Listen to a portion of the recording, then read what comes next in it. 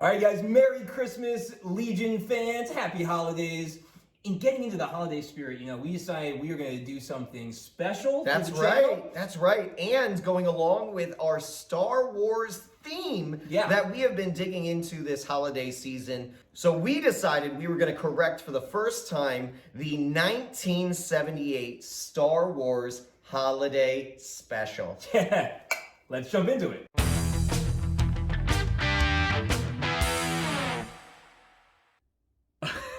Okay. What did we watch? I can't. What was right that? now? All right, now I am.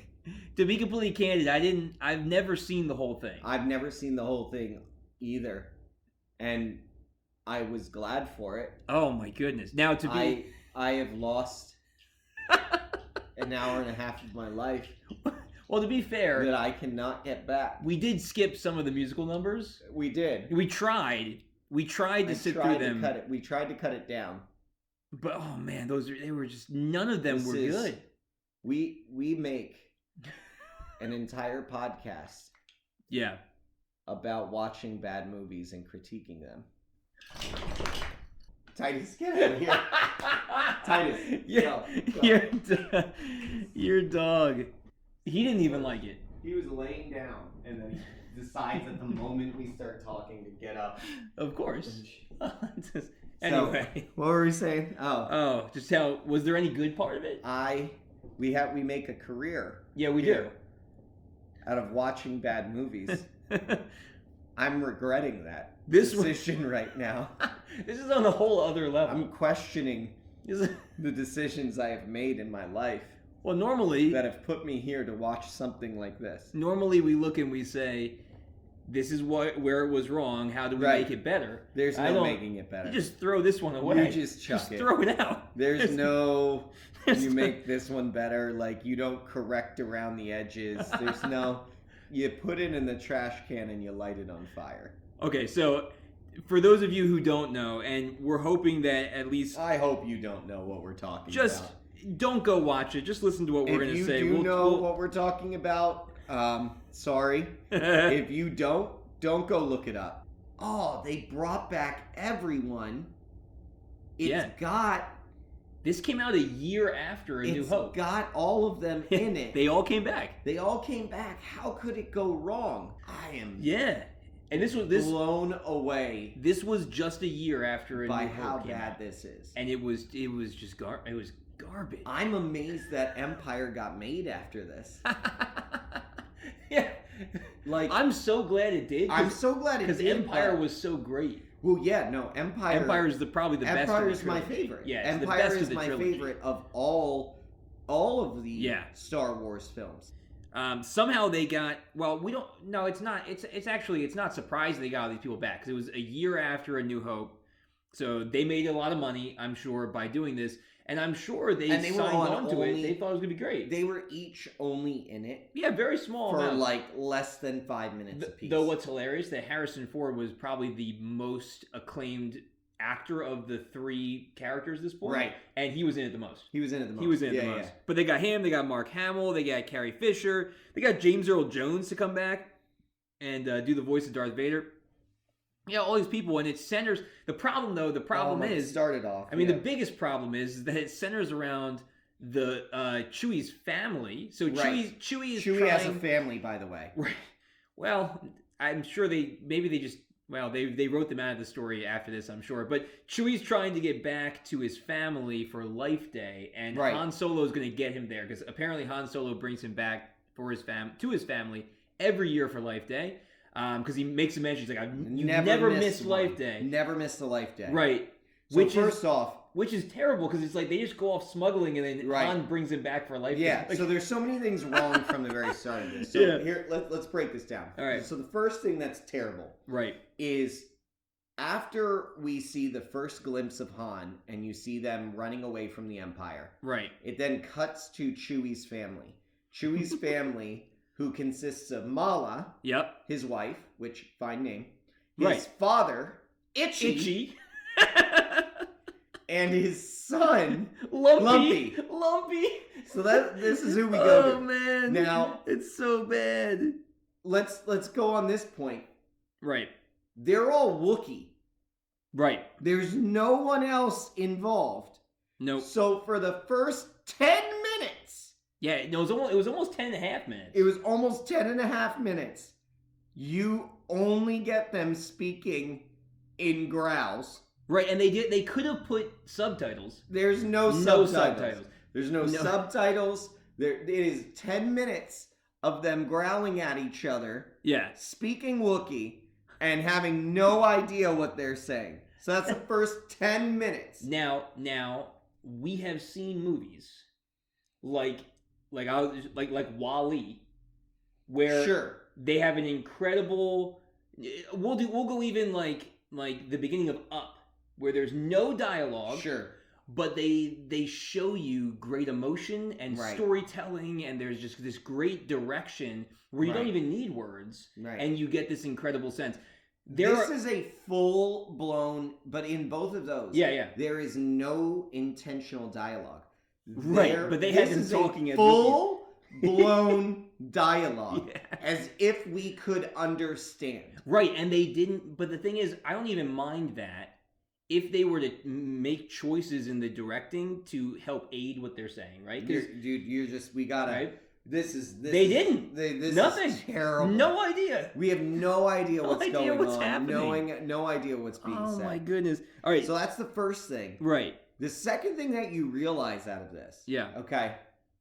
Chewie's a terrible dad. Terrible. The worst. Husband. The worst. Father.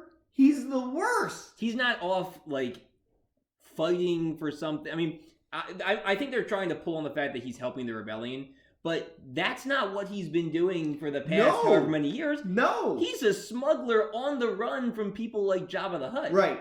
Like, yes. He's been a smuggler, which means, like... Right, you go back to the Solo movie, right? He's been a smuggler forever. Right. Right, and it's not, I mean, sure, he's a smuggler with a code. Like, they have a code. They're definitely more honorable smugglers than normal smugglers. Yeah. But he's still a smuggler. But, so he's, like, never around. No. Is what we're gathering here. Right. Never around for his wife. Never around for his child.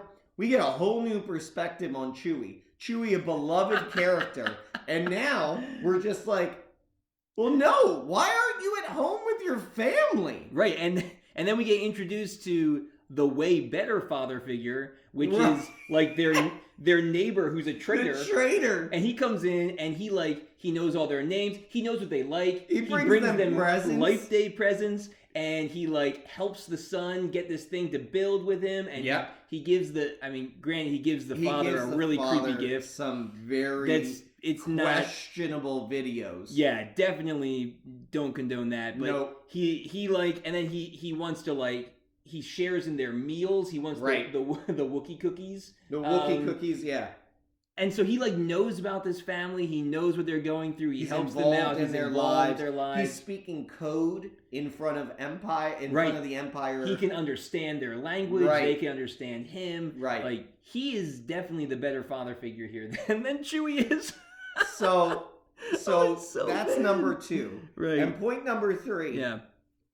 What the heck is Life Day?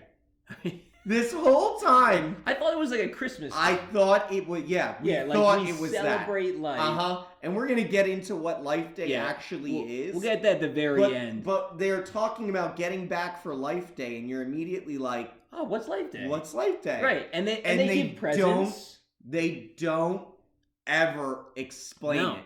No, other than it's when families come together and they give presents. So obviously they're trying to draw parallels to Christmas. They're drawing parallels which makes to sense. Christmas. That's good. Right, Yay. Which makes sense for a holiday special. Right. However, it takes a left turn at the end. Oh, it does. At the end, Life Day takes a very sharp left turn. Yeah. Which we'll get into, but before they get to that, we can't skip over some of the other things. So the majority of the storytelling in this holiday special takes place over a TV screen. So they watch things going on.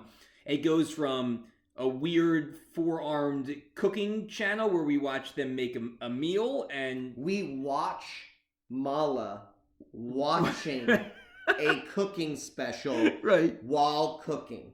Right, and it's not even a real meal. This is what we are doing. This is entertainment to us. It's not even... No, it's not. It was not entertaining. Well, no, but what I'm saying is that's what they're trying to pass off as entertainment to us.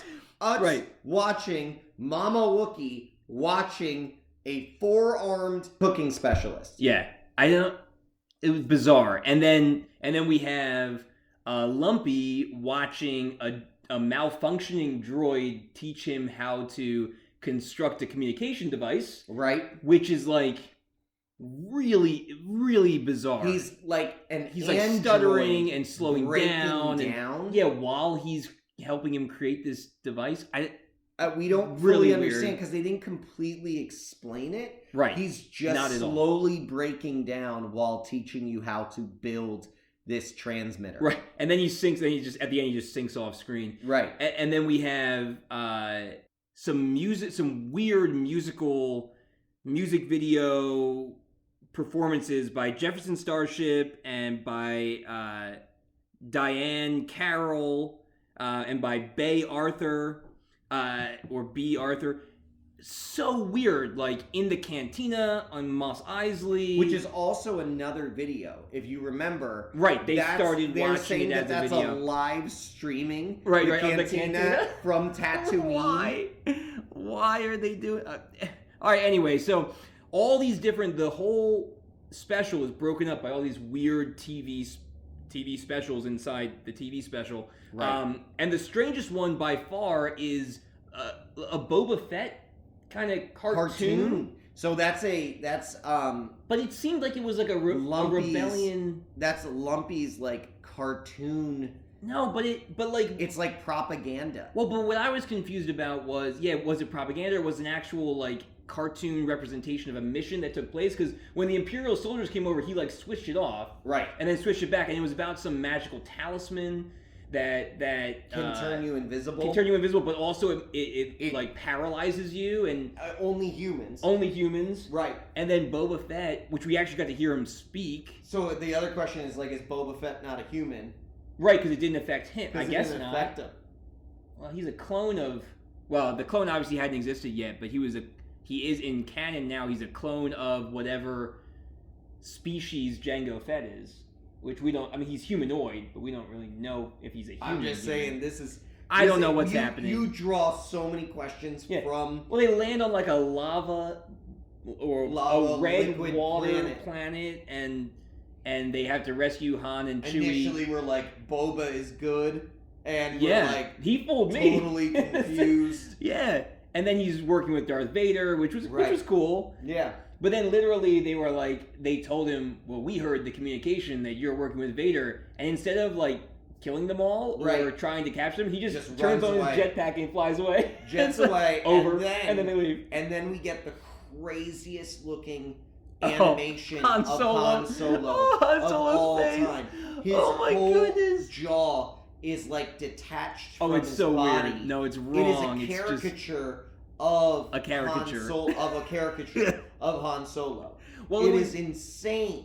So this was in 1978. It was very reminiscent to like the Beatles' Yellow Submarine animated music video. So I think it was just kind of what was in at this point. The kind of trippy caricature animated. Colorful, everything was trippy. It was so weird. Everything was trippy. Yeah. So we don't want you to experience this for too much longer. No. So speaking of trippy, let's jump right to Chewie eventually makes it home, they kick the Empire out of the home, and he gets to celebrate Life Day with the family. And we go. Well, it starts great because they go and they grab these kind of like light up little Christmas tree snow globe things. Yeah, and they hold it up like, oh, it's so cute. It's Life Day. That was where it should have ended. Right, because it fades out. Fade out. Yep. Black screen. Roll credits. Right. It would have been fine. No credits. They fade back in. And now and they're wearing like blood red robes. And then there are a whole line of them. Walk all Wookiees in space, walking into the light. What is going on? Like, are they walking into heaven? Death Day? Like, is this like just like something that's like a juxtaposition on how we believe? What life, quote unquote, life is. Right, and it's like we're celebrating life, remembering it as we step into like a heaven. Well, and so they appear in this giant room. It's all Wookiees, and then cloaked in red.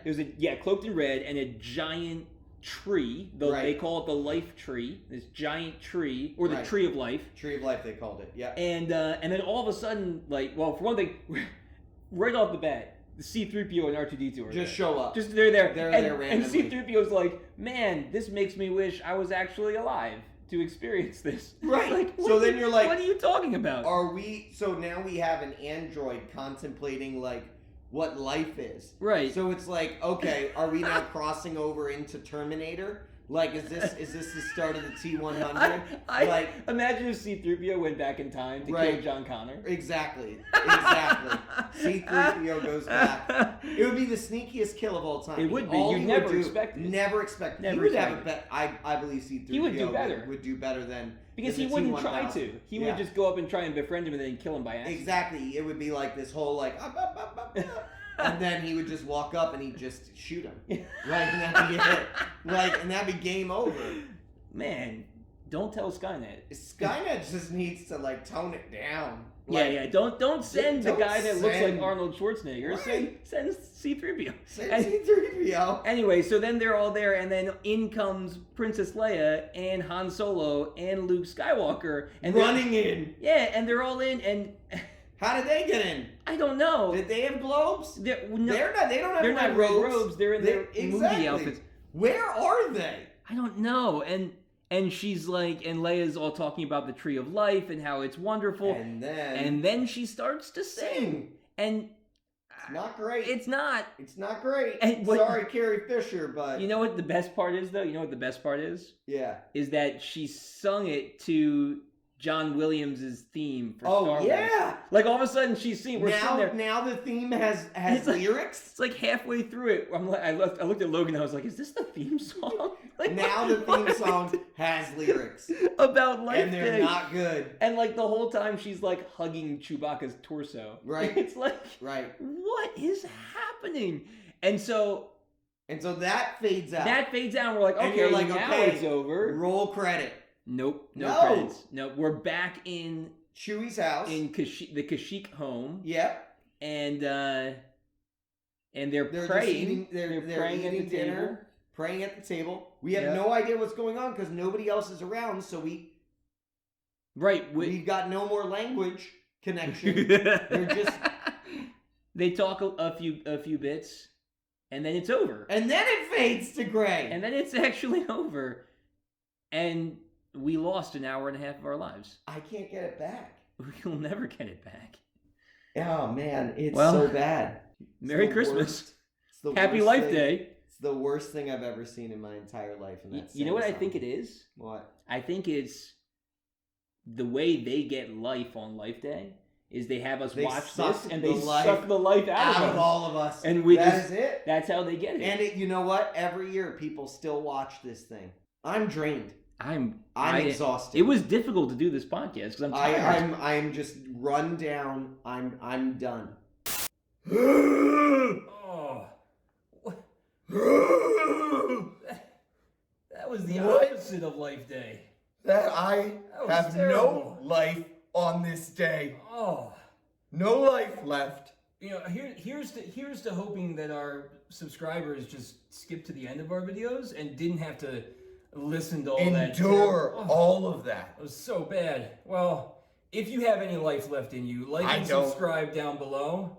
Hit that bell with any might that you have left. Crawl over in your soul. Just press it. Just press that bell. You can do it. Leave a comment about how much you hate the Star Wars 1978 Holiday Special, and we will thumbs up and give it a heart, and maybe even comment back if we have any life left in us. Which I don't think we do. Take care, Legion fans. Merry Christmas.